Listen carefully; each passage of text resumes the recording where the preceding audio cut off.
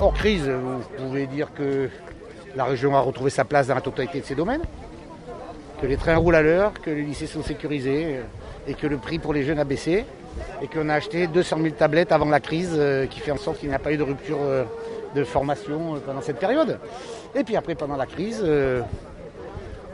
400 000 entreprises, associations sauvées. 13 millions de masques qui sont allés chercher avec les dents, avec mes risques personnels, l'engagement juridique. Vous savez, il y a un moment, je veux bien tout, hein, mais vous savez, les gens, quand ils sont en difficulté, moi j'étais là, hein, jour et nuit, 24 heures sur 24, hein, les autres ils n'étaient pas là. Hein.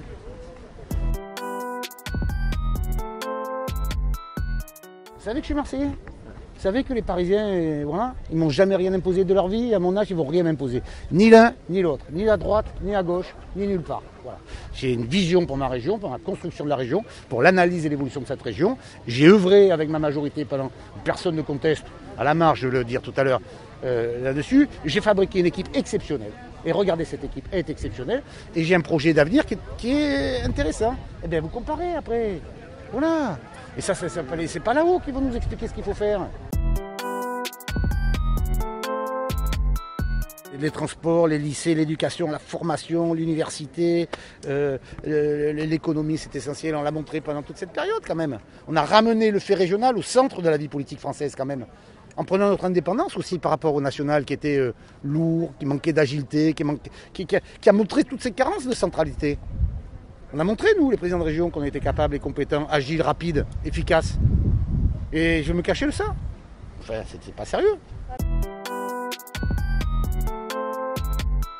On avait le plus mauvais réseau de France. Le plus mauvais réseau de France. On est les 3 premiers.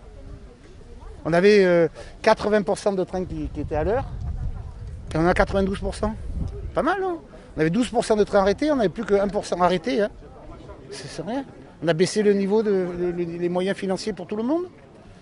9 € par mois, pas que vous vous promenez partout dans la région, toute l'année, pour les jeunes.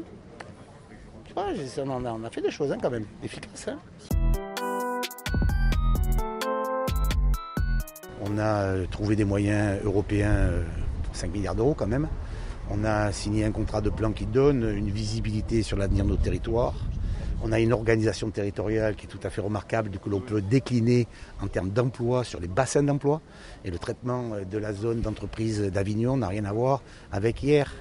Et l'hydrogène fait partie de ces nouvelles énergies indispensables dans la région.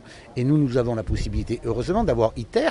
On a fission-scission, on a l'éolien en mer, on a l'hydrogène, on a le gaz, on a le pétrole. On a aussi, qu'est-ce qui me manque ? Le photovoltaïque. On est une des seules régions à avoir tout ça. Donc j'appuie sur tous les leviers possibles là-dedans. Et l'hydrogène est un avenir potentiel énorme ici. Et d'ailleurs, il y aura des trains à hydrogène après. Voilà.